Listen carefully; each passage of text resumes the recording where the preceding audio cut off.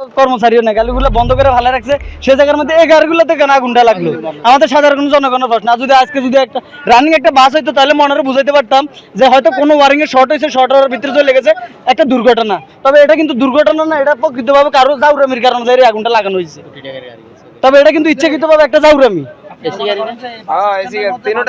হ্যাঁ, বাস স্ট্যান্ডের মধ্যে কম বেশ মাদক চলে। মাদকের মানে কারখানা এটার ভিতরে। কিছু ড্রাইভার আছে, সব না, আবার কিছু ড্রাইভার আছে যারা গাড়ির মধ্যে ওপেনলি গাড়িটা বন্ধ করে দেরি হয় না সিবার ভিতরে আইতে, দেরি হয় না।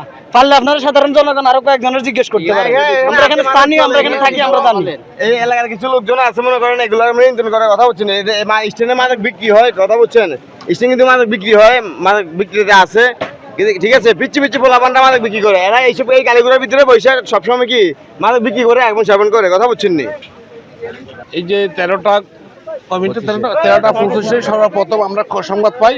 সংবাদ পাওয়ার সাথে এই যে আমাদের পাশেই ইভিজার যেটা ফায়ার সার্ভিস সিভিল ডিফেন্স, এটা ফার্স্ট ক্লাস স্টেশন, ওইখান থেকে দুইটা ইউনিট পাঠাই দেখলাম যে এখানে আমাদের কুমিল্লা জাঙ্গালিয়া বাস টার্মিনাল ঠিক মাঝখানে 3টা গাড়ি একসাথে আগুন জ্বলতেছে।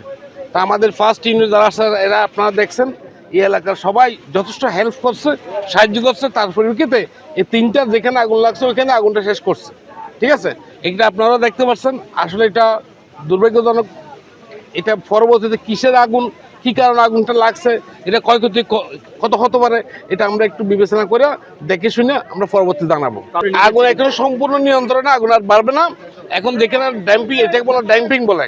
স্মোক হিট থাকলে আমরা পানি দিই, এটা বলা ড্যাম্পিং, মানে ড্যাম্পিং আগুনটা নির্বাপন করা হয়। কয়টি ইউনিট কাজ করছে? আমাদের 2টা ইউনিট কাজ করছে। আমি অলরেডি সদর থেকে আসছি, আমি একটা ইউনিট আসছে, মোট 3টা ইউনিট আসছে। আল্লাহর রহমতে আগুন আর বাড়বে না, বাড়ানোর কোনো আলামত নাই। হতাহতের ঘটনা ঘটেছে না, অদ্যবধি কোনো লোক আহত নিহত পাই নাই।